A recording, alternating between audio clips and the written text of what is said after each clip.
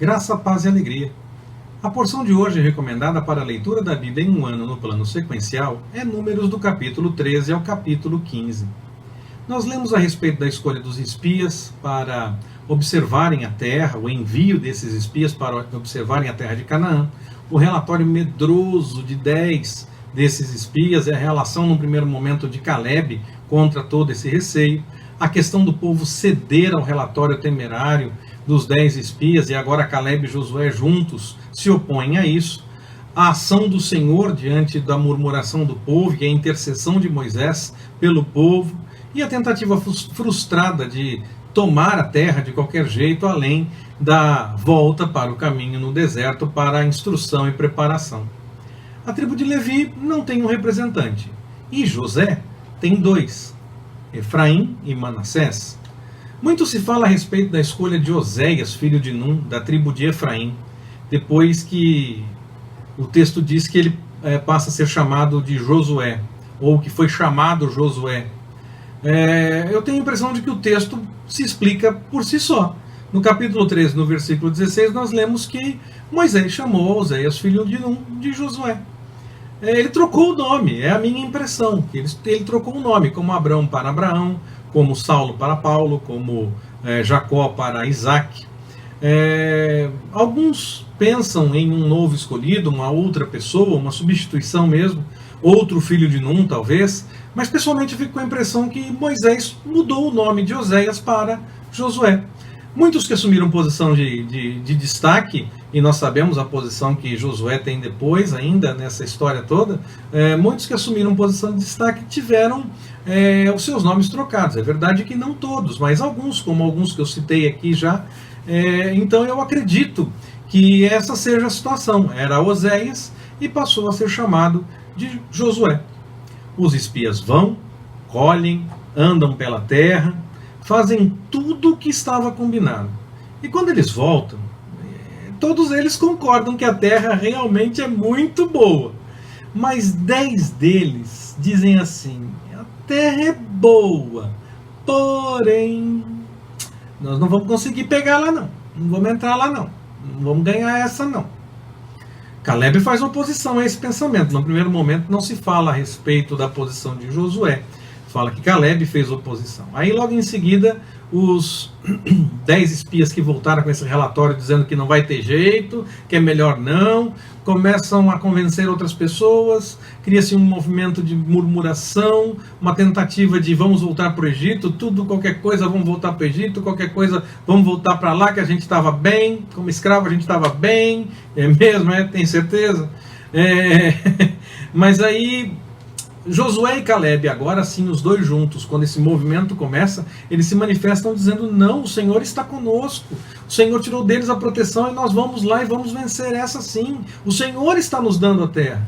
E aí então esse povo revoltado acha que não, que isso não tem nada a ver com a vontade de Deus, que eles não vão fazer isso, não, que na verdade tem que fazer outra coisa, vamos apedrejar Josué e Caleb, vamos eleger um novo líder aqui, vamos voltar para o Egito. O Senhor se manifesta no meio de tudo isso, até que Moisés intercede pelo povo, e o Senhor queria botar fim em tudo aquilo, entende? O texto fala a respeito disso, e Moisés intercede pelo povo, e o Senhor mantém o seu plano de dar fim, mas pelo menos num primeiro momento apenas os 10 que fizeram um relatório temerário, e dizendo que não tinha jeito, e que incitaram o povo, esses 10 são os primeiros a morrer. Depois toda aquela geração, à exceção de Caleb e Josué, todos morrem no deserto.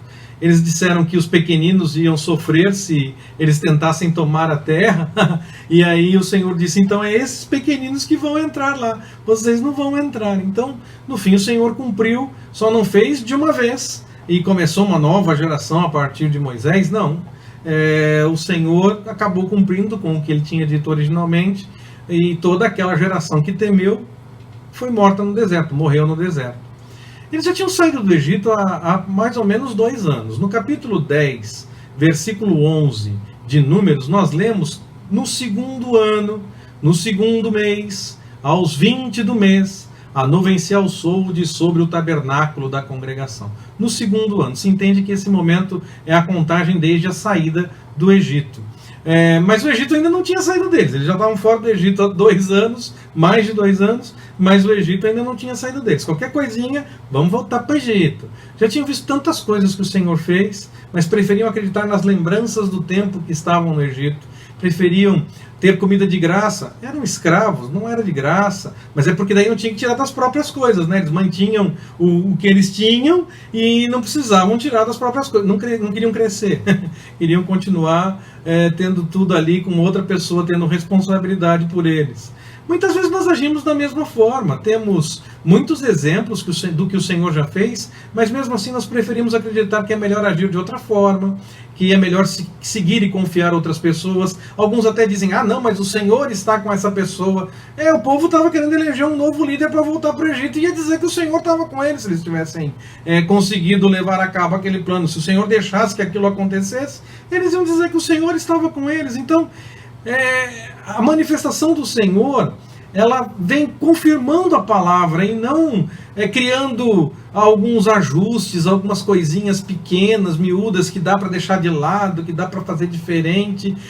Ainda que não se faça necessariamente literalmente o que um texto diz, por exemplo, o conceito do texto tem que ser mantido, a ideia do texto tem que ser mantida, a devoção a Deus tem que ser mantida, e não apenas de boca, e não apenas de falar. Às vezes nós confiamos mais nas pessoas mesmo, e achamos que estamos confiando no Senhor, até atribuímos a vontade do Senhor às pessoas, mas nós temos que tomar cuidado com isso, nós temos que buscar discernir realmente quando o Senhor está falando conosco. Como é que nós ouvimos isso do Senhor? Bom, o nosso Espírito testifica com o Espírito Santo, o Espírito Santo testifica com o nosso Espírito, que nós somos filhos de Deus. O Senhor fala conosco através de uma memória, de um texto que nós lemos, de uma passagem, de um entendimento súbito que nos vem esclarecendo o assunto. O céu se abre, nós ouvimos a voz. O Senhor pode usar as mais variadas formas. Eu sei que o Senhor tem falado ao seu coração e você tem ouvido o que o Senhor tem falado, eu creio nisso. Só tome cuidado quando você ouve mais a sua vontade e quer achar que é a vontade do Senhor. Ouça realmente o que o Senhor tem para dizer. Essa é a melhor coisa que nós podemos fazer, e agir de acordo com a vontade do Senhor. Já era tempo para o povo confiar plenamente no Senhor, mas ainda não tinham entendido direito as coisas. Nós precisamos entender melhor as coisas do Senhor para que possamos viver de acordo com a sua vontade. Eles temeram pelos pequeninos, e o Senhor disse, pois os pequeninos é que vão entrar. Como eu falei, o Senhor acabou cumprindo o que tinha falado no primeiro momento, só não botou fim naquela história de uma vez, mas todos aqueles que temeram morreram no deserto. Apenas Caleb e Josué seguem vivos, e o povo tinha que voltar para caminhar no deserto, para completar 40 anos no deserto, 1 ano para cada dia que ficou espiando a terra, que temeram por entrar. Algumas pessoas entendem que os 40 anos no deserto começam a contar aqui. Mas eu tenho a impressão que aqueles 2 anos que eu citei lá de Números 10, 11, acabam fazendo parte dessa conta também. Nós vamos ver melhor isso quando chegarmos ao livro do Deuteronômio, se o Senhor assim nos permitir. Bom, ainda tentaram mudar aquela situação, tentaram ir para tomar a terra, mas foi em vão. E no fim, ao fazer isso, desobedeceram mais uma vez. Quando era para ir, não foram, desobedeceram. Quando era para ir, eles tiveram medo, desobedeceram, né? E aí quando era para ir para o deserto e não ir tomar a terra, não, agora nós vamos tomar a terra, desobedeceram de novo. Nós precisamos aprender a discernir o tempo de Deus, aquilo que Deus tem para nós, no tempo certo que Deus tem para nós, para que nós façamos as coisas como Ele quer e na hora que Ele definir, não do jeito que nós achamos que assim vai dar certo. Aquela coisa de, se Deus quiser, e Ele quer, só se Ele me revelar para eu dizer que Ele quer. Se Deus não me revelar, eu não digo, e Ele quer, porque eu não sei o que o Senhor quer, a não ser que Ele me revele o que Ele quer. Ouvir a maioria, nesse caso aqui, não foi a melhor coisa. A maioria achou que era complicado ir até a terra. 10 dos 12 espias acharam que não ia dar certo. Ouvir a maioria aqui não foi a melhor coisa. Achou-se que era o certo, mas não era. A maioria pode até decidir. Numa democracia é assim, a maioria decide. Não estou falando contra isso, a maioria decide e é fato. Ponto. Só que a maioria decide. O fato da maioria decidir não torna a decisão correta. A maioria pode decidir errado. É simples assim. A maioria pode decidir errado, mas decide. A maioria decide. Nesse caso, a maioria estava decidindo que não iam tentar tomar a terra, iam apedrejar Josué e Caleb, iam eleger um novo líder e voltar para o Egito. A maioria já estava decidindo isso. E o Senhor interviu para que aquela história não acontecesse daquele jeito. Em algumas outras situações, o Senhor não causa nada de diferente para impedir aquele movimento. Eles acham que tem que fazer assim, o Senhor fala, tá bom, vamos lá, toque em frente. Eu fico preocupado com essas coisas que as pessoas muitas vezes tentam dizer que essa é a vontade de Deus e fazem aquilo que tem vontade, porque se Deus não revela realmente a sua vontade, se Ele não manifesta aquilo que Ele tem, Ele não tem compromisso para que aquilo aconteça daquela forma. Não adianta nada nós ficarmos mudando a nossa vontade para dizer que é a vontade de Deus. Não resolve nada. A maioria decidir aqui não ia resolver nada. O Senhor, então, causou algo no meio do povo, impediu que aquela situação continuasse naquele rumo, e o povo teve que voltar para o deserto. Não adiantou nada. Nós temos que agir como Caleb e Josué nesse caso. Nós temos que ouvir o que o Senhor tem a dizer. Se a maioria ouvir também, é melhor, claro, todos estão ouvindo a vontade do Senhor. Mas se a maioria não estiver ouvindo aquilo que nós ouvimos do Senhor, nós temos que manter a nossa posição, mesmo que queiram nos apedrejar. E mesmo que apedrejem, nós temos que manter a nossa posição se nós ouvimos do Senhor. Nós temos que ter certeza que nós ouvimos aquilo do Senhor. Nós estamos ouvindo a revelação do Senhor. Se for assim, nós temos que manter a posição, porque a maioria pode querer outra coisa. Nós seguimos a vontade do Senhor. Nós ouvimos e executamos a vontade do Senhor. O povo então volta para o deserto. Era tempo de começar o processo de ensinamento novamente, porque parece que eles não tinham entendido muito bem as coisas ainda.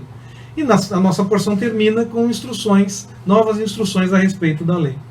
Que nós possamos aprender a ouvir do Senhor desde o começo e que nós sigamos as suas orientações. Não temos que ter medo se vamos ou não discernir o que o Senhor quer. Se nós estamos buscando a vontade dele, nós vamos entender o que ele quer. Nós temos apenas que manter firme a posição, mesmo que o mundo tente outra coisa, mesmo que todos digam não é assim. Se nós entendemos que aquela é a vontade do Senhor, nós nos movemos na direção da vontade do Senhor. Esse deve ser o nosso propósito e o nosso objetivo. Fazer as coisas de acordo com a vontade do Senhor. Que Ele nos abençoe. Forte abraço, até mais, permitindo o Senhor.